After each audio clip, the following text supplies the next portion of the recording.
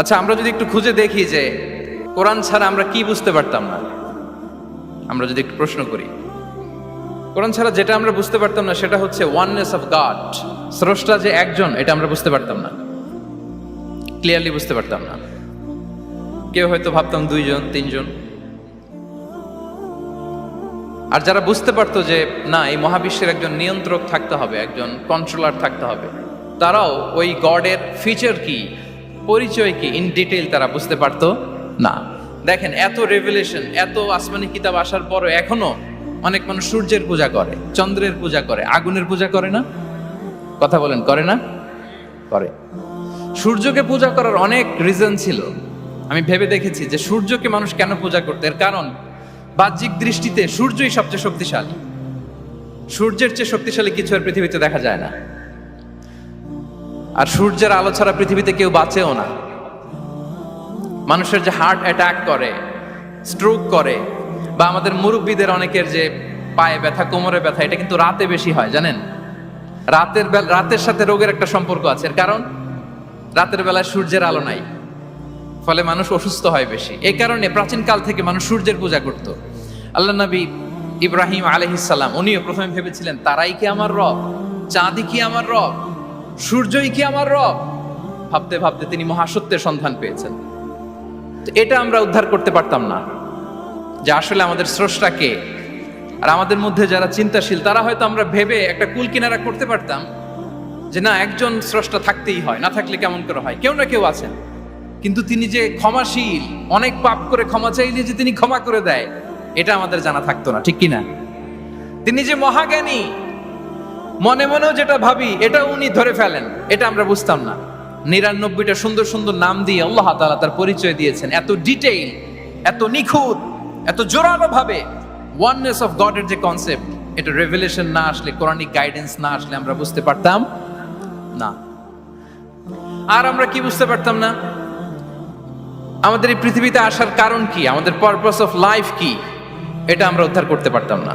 ভবগুরুর মতো ঘুরে বেড়াতাম, খেতাম, কাজ করতাম, পৃথিবী আবাদ করতাম, ডেভেলপমেন্ট হতো, উন্নতি হতো, কিন্তু আসলে পারপাস অফ লাইফ কি, এটা আমরা উদ্ধার করতে পারতাম না। কোরআন এটা আমাদেরকে ক্লিয়ার করেছে, ওমা খালাকাতুল জিন্না ওয়াল ইনসা ইল্লা লিয়াবুদুন।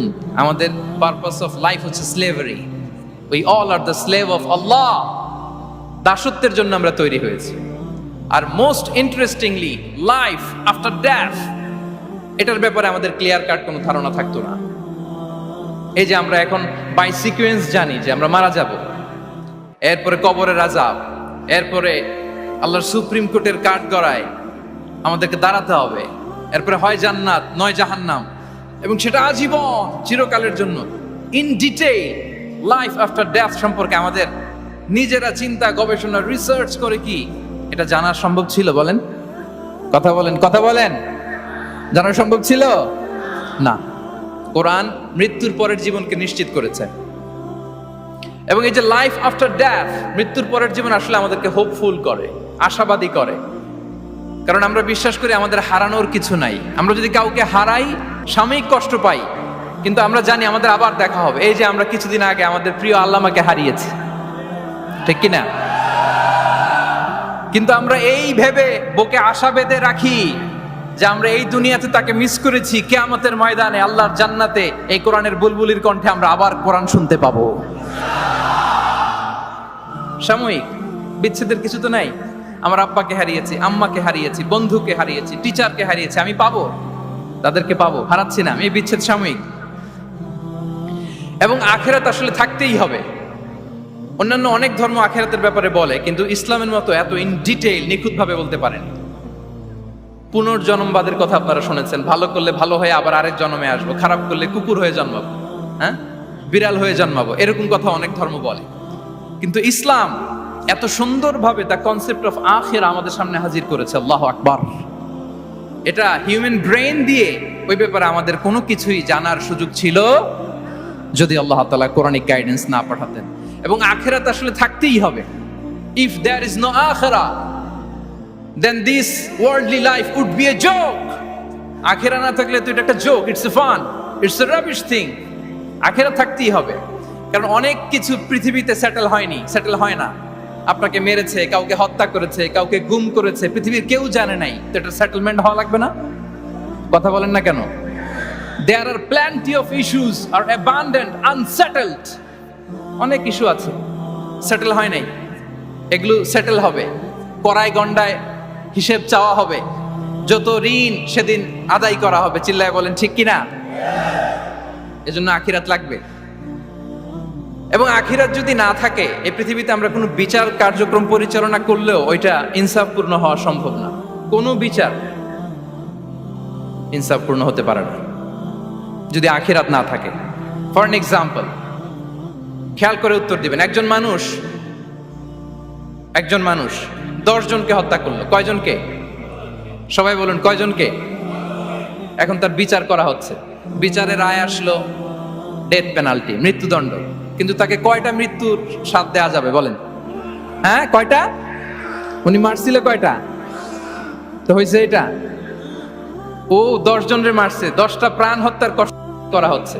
বিচারের রায় আসলো ডেথ পেনাল্টি, মৃত্যুদণ্ড। কিন্তু তাকে কয়টা মৃত্যুর স্বাদ দেওয়া যাবে বলেন? হ্যাঁ, কয়টা? উনি মারছিল কয়টা? তো হয়েছে এটা, ও 10 জনের মারছে, 10টা প্রাণ হত্যার কষ্ট 10 জনকে দিল।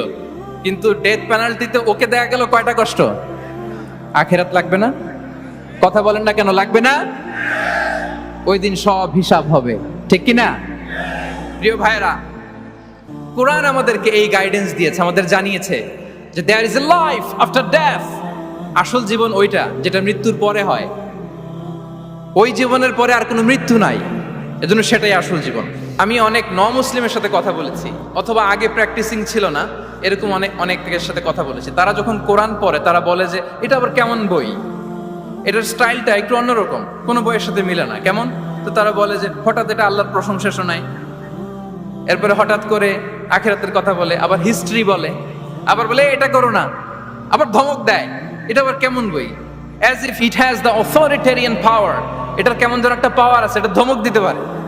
সুবহানাল্লাহ পড়বেন না? মাঝে মাঝে কিন্তু এই ঝাঁকুনির দরকার হয়, ধমক দিতে হয়। এই যে আপনি এবারের হজে একজন ক্রিশ্চিয়ান ক্ল্যারিক সাউথ আফ্রিকার ইব্রাহিম রিচমন্ডের নাম শুনেছেন না? উনি স্বপ্নে দেখেছে 2টা সাদা জামা পরো, আবার সাদা জামা পরো, এরপরে ধমক দেয় সাদা জামা পরো। এই ঝাঁকুনিতে সম্বিত ফিরে পেয়েছে। তো কোরআন মানুষকে এরকম ঝাঁকুনি দেয়, নাড়া দেয়। কোরআনের এই ক্ষমতা আছে, কোরআন ঘুমন্ত বিবেককে জাগিয়ে তোলে। আমরা ওমরে ফারুকের ঘটনা জানি। তিনি যখন কোরআন শুনে অবাক হলেন, বিশ্বনবী সাল্লাল্লাহু আলাইহি ওয়াসাল্লামকে ফলো করতেন যে উনি কি করে, দেখি কিভাবে কোরআন তেলাওয়াত করে এবং কি বলে। রাসূল সাল্লাল্লাহু আলাইহি ওয়াসাল্লাম তেলাওয়াত করছেন, ওমরে ফারুক পেছন থেকে শুনতেছেন। বিশ্বনবী তেলাওয়াত করছেন, আল হাক্কাতু মাল হাক্কা ওয়া মা আদরাকা মাল হাক্কা। তেলাওয়াত করছেন আর অসাধারণ কণ্ঠে তেলাওয়াত চলছে, ওমরে ফারুক শুনতেছে। শুনতে শুনতে 41 নম্বর আয়াত পর্যন্ত যখন আসছে, বিশ্বনবী তেলাওয়াত করে ওমরে ফারুক পেছন থেকে শুনে। তো ওমরে ফারুক ভাবতেছেন ঘটনা কি, মোহাম্মদ তো কারোর কাছে পড়েও নাই, শিখেও নাই, এত চমৎকার কাব্য প্রতিভা তার মধ্যে আসলো কিভাবে? মিলাই মিলাই বলতেছে। তখন বিশ্বনবী তেলাওয়াত করছিলেন, ওমা হুয়া বিকাউলি শাইরিন খলিলাম মা তুমিনুন। এই আয়াতের অর্থ হচ্ছে এটা কোনো কবির কথা নয়, খুব অল্প সংখ্যক লোকই তোমরা ঈমান আনো। অবাক হলেন, ঘটনা কি? আমি যে এটা ভাবতেছি, মোহাম্মদ বুঝলো কেমনে? বিশ্বনবী তো তেলাওয়াত করতেছেন প্রাণবন্ত কণ্ঠে। তো মোহাম্মদ কি গণক হয়ে গেল নাকি? মানুষের ভেতরে কি চলে সে গণনা করে বলে দেয়, তা না হলে বুঝলো কি করে? সুবহানাল্লাহ। কোইন্সিডেন্টলি এর পরের আয়াতটাই ছিল ওয়ালা বিকাউলি কাহিনিন খলিলাম মা তাযাক্কারুন। না, এটা কোনো গণকের গণনা নয়, খুব অল্প সংখ্যক লোকই তোমরা উপদেশ গ্রহণ করো। সে তো অবাক, এটা কবিতাও না, এটা গণনাও না, এটা কি? পরের আয়াত ছিল তানজিলুম মির রাব্বিল আলামিন। এটা জগৎ সমূহের রব আল্লাহ তাআলার পক্ষ থেকে নাজিল হয়েছে। সুবহানাল্লাহ। আর একটা ঝাঁকুনি খেলেন। এজন্য এই ঘটনাটাকে আমি এভাবে বলি যে সূরা হাক্কা দিয়ে আল্লাহ তাআলা ওমরে ফারুকের হৃদয়ে একটা ধাক্কা মেরেছেন। ওই ধাক্কায় উনি কালিমা পড়ে মুসলমান হয়ে গিয়েছেন। তাহলে কোরআনের এই পাওয়ার আছে। কোরআন নানা উপমা দিয়ে, মাসাল দিয়ে আমাদের কাছে গাইডেন্স হাজির করে যেন আমরা বুঝতে পারি। মাঝে মাঝে কনভারসেশন দিয়ে গাইডেন্স হাজির করে। আপনারা সাইয়েদনা ইব্রাহিম আলাইহিস সালামের ঘটনা জানেন। ওনাকে শিকল দিয়ে বেঁধে নমরুদের রয়্যাল প্যালেসে আনা হলো। নমরুদ বলল, ইব্রাহিম কাকে মানো? আল্লাহকে মানি। কোন আল্লাহ?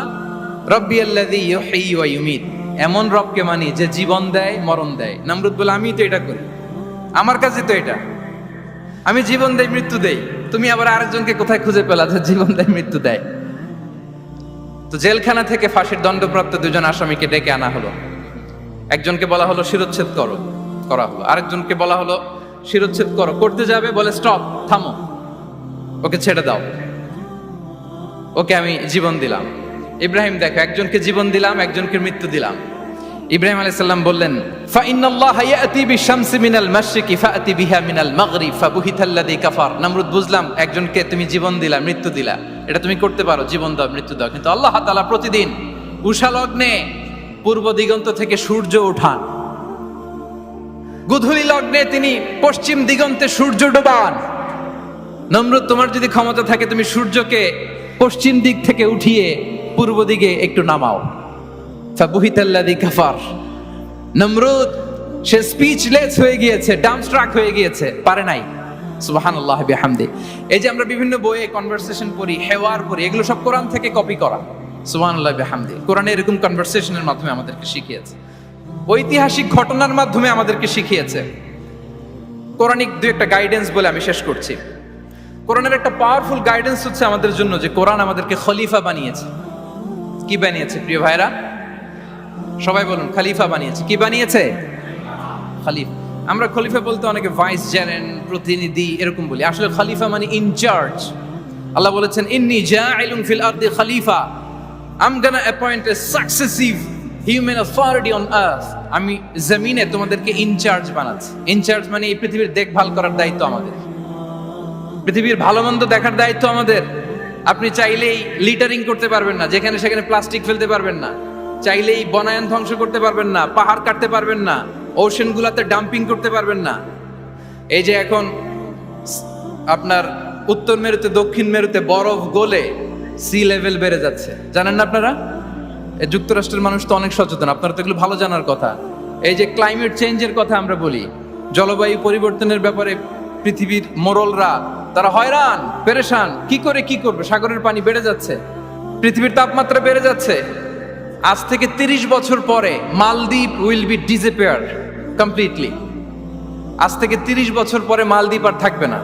এন্টায়ার কান্ট্রি ওরা কোথায় শিফট করবে, ল্যান্ড খুঁজতেছে। আল্লাহু আকবার। তাহলে এটা আমাদের দায়িত্ব। আমরা চাইলেই পৃথিবীর তাপমাত্রাকে উষ্ণ বানাতে পারি না, চাইলেই বন ধ্বংস করে দিতে পারি না, চাইলেই পৃথিবীর পরিবেশ নষ্ট করতে পারি না। It's our responsibility to keep this planet inhabitable. এই পৃথিবীকে আমাদের বাসযোগ্য করে রাখতে হবে। এটা হচ্ছে খলিফা, কোরআনিক গাইডেন্স। আল্লাহু আকবার। কোরআন আমাদেরকে knowledge, research, innovation, scientific and technological অ্যাডভান্সমেন্টের ব্যাপারে উৎসাহিত করে। ইকরা বিসমি রাব্বিকাল্লাযী খালাক, read in the name of your lord who has created. পড়ো তোমার প্রভুর নামে যিনি শিখিয়েছেন। পড়ো বলতে শুধু ওই পড়া না, আপনি গবেষণা করবেন, আপনি ইনোভেশন করবেন। নিউজে দেখেছিলাম যে ভারতে মানুষ বই পড়ে পড়ে একটা নীরব বিপ্লব করে ফেলেছে ভারতে। এটা তো মুসলিম কান্ট্রিগুলো আগে করার কথা। আরব বিশ্বে তারা একটা কথা বলে যে আমরা হচ্ছে নাহনু উম্মাতু ইকরা, আমরা হচ্ছে উম্মাতু ইকরা। আমরা এমন জাতি যে জাতির প্রথম কথাই ছিল কি? ইকরা, পড়ো, রিসার্চ করো, গবেষণা করো। আমাদের ক্লাসিক স্কলাররা তারা এটা করতেন। আমাদের আল বিরুনি ছিল, আল কিন্দি ছিল, জাবির ইবনে হাইয়ান ছিল, খাওয়ারিজমি ছিল। তারা গোটা বিশ্বকে চ্যালেঞ্জ করেছেন, তারা দেখিয়ে গিয়েছেন। এখন এটা এই নলেজ ট্রান্সফার করে ওয়েস্টের কাছে এসেছে, খুব ভালো, আবার আমাদের কাছে যাবে, আমরা শেয়ার করবো এটা। তো এই কোরআন নলেজ সিকিং এর ব্যাপারে, রিসার্চের ব্যাপারে, ইনোভেশনের ব্যাপারে আমাদেরকে উৎসাহিত করেছে। কোরআন মানুষকে মানুষ হিসেবে কনসিডার করতে বলে, মানুষকে মানুষ হিসেবে কনসিডার করতে বলে। কোরআন বলে মানুষে মানুষে ভাই ভাই। আপনারা শুনেছেন যে কাতারে যে ফিফা ওয়ার্ল্ড কাপটা হলো, একটা আয়াত তেলাওয়াত করে তারা ওয়ার্ল্ড কাপটার ইনগ্রেশন প্রোগ্রাম করেছে। আপনারা জানেন আয়াতটা কি ছিল? হ্যাঁ, ইয়া আইয়ুহান নাসু ইন্না খালাকনাকুম মিন যাকারিন ওয়া উনসা ওয়া জাআলনাকুম শুউবান ওয়া ক্বাবাইলা লিতাআরাফু। সুবহানাল্লাহ, কত পাওয়ারফুল মেসেজ। কোরআনিক গাইডেন্স আমাদেরকে কি শিখায় দেখেন। এই আয়াতটা addressed the entire human being regardless the colours, languages, এথনিসিটিস, সবাইকে বলেছে যে তোমাদের রুট এক, আমরা সবাই এক।